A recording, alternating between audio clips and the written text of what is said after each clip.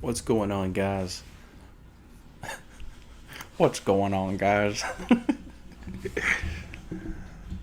Saint Brigade coming back at you again with another session of Bloodborne PvP. Alright, so anybody who, you guys know my opinion on duels. For the most part, just absolutely loathe them in Dark Souls 3. Not a big fan. And the reason for that is they sort of don't take into account an entire mechanic, which is healing Estus, and how that plays into your ability to, I don't know, stay alive against your opponent. That's an entire skill set that just sort of gets ignored in duels, which, understandably so. A lot of times people just want to have a little, throw down, best man wins, one health bar kind of situation. Not for me, not exactly my cup of tea, but whatever, I can see the appeal, just not my thing. But I decided to throw down in the dungeon with some friends. Right here you see me fight Pincognito, bringing it with his scythe build, taking on my Kirk Hammer. Now, Bloodborne PvP is very different in a lot of people went ahead and leveled their characters up to 120, 130, 150 even, in a game where stats really aren't hard to come by. You know what I'm saying? There's not as many stats in Bloodborne as there is in Dark Souls. So the meta level being 120 is a bit high for me. I've always liked sticking right around 90, or, if you're going to go high, go 100.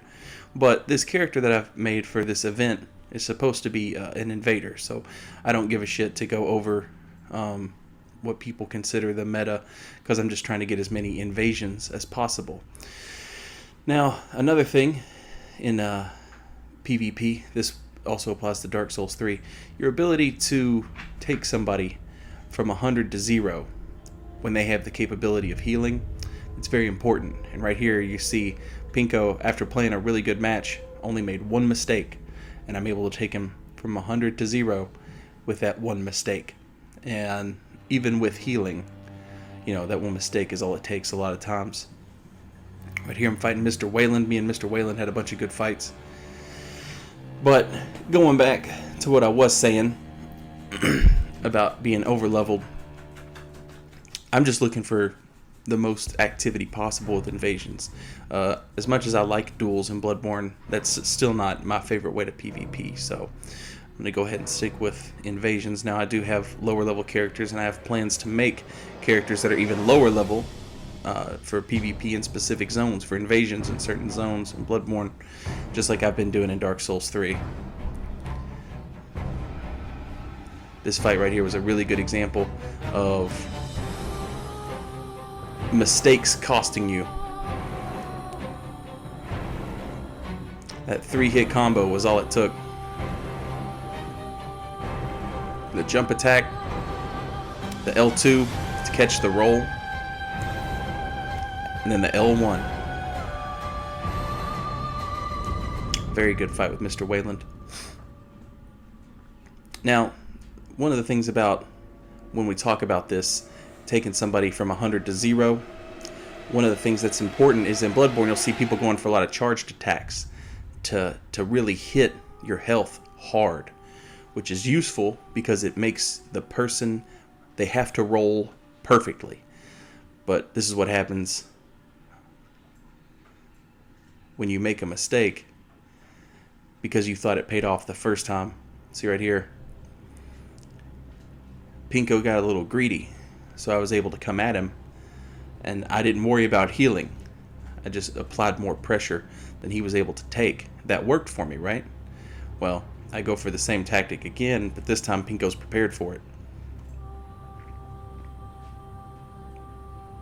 Right back into the fight. That threaded cane, I was able to poise through all that. You saw earlier, I hyper armor through all of that. But that straight sword, no sir. Good game with Pinko there. Now, going back to what I was saying, people are going to go for charged R2s to make up that difference in health, to get you from 100 to 0 as fast as possible. A charged R2 will really that really starts to add up. But the problem with that charged R2 is if they dodge away from it instead of into it, well, you're just wide open for a parry. And so we'll kind of see an example of that right here.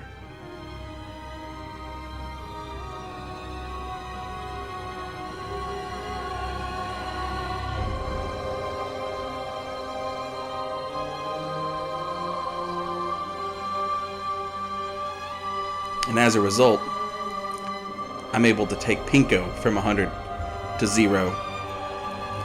Now, seeing as my character's over leveled, I'm going to touch on this just a little bit. You've seen me hit a few parries. I went ahead and threw those extra points into skill from where I'm over leveled. I went ahead and put them into skill. Instead of just going straight Strength Arcane, skill, which is Bloodborne's equivalent to dexterity, allows me to do more damage with Ludwig's Holy Blade that you see right here. And it also gives me extra damage on critical attacks, viscerals as they're called in this game. So after a parry or a backstab, having that extra skill allows you to do that big damage on the visceral attacks, which is super important in invasions. Now this is a great example of Pinko just flinging my ass from one side of this dungeon to the other. But he can't get me to 0. Right here, he makes the mistake of trying to dash in. He gets hit with that transformation attack, and that is all she wrote. The roll catches, the quick step catches, whatever you want to call them in this game, they are devastating. And in that particular occasion right there, it's easy to want to dash in on somebody, but I was able to turn that against Pinko, use it to my advantage. We got a little sword and board mirror match going on here with me and Mr. Wayland. This is a good fight. People shit on Blood Tinge builds because all they do is spam Evelyn, the ones that do spam Evelyn. And rightfully so. That's just not a very fun way to play the game. But look at that. I'm able to tank that R2 with that shield for basically no damage. Worked out really well in my favor. The shields, man, I'm telling you. People shit on these shields. Think they're a joke. Bring your Blades of Mercy or your Threaded Cane or your Straight Sword up against a shield or your gun, and you'll find out quickly that the shield is not a joke. Able to make that trade there. Another good fight with Mr. Wayland. This time a mirror matchup with the Holy Moonlight Sword. Now, I touched on my skill and how I leveled that up over Arcane, which means my Moonbeams don't do as much damage as somebody who's rocking that 50 Arcane or above. But as you can see, it's still pretty good damage. And that's an issue you'll see. You saw me hit him with the second charged R2. People run into that a lot with a lot of different weapons. Mr. Wayland just putting my ass down when I went to the Flame Sprayer. Had the right idea, just the wrong time. But right here we'll see me go full-blown tryhard using the Flame Sprayer. And these were actual duels. We weren't healing on each other here.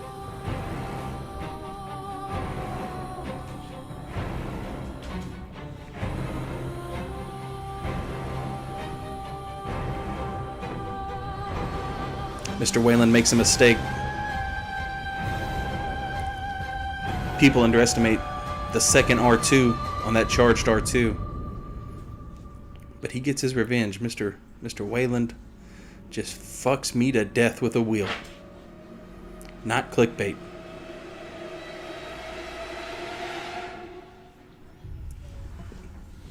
But yeah, going back on, I think I'm going to make something I was saying earlier. I think I'm going to make a level 50 invader, and I think I'm going to probably make a level...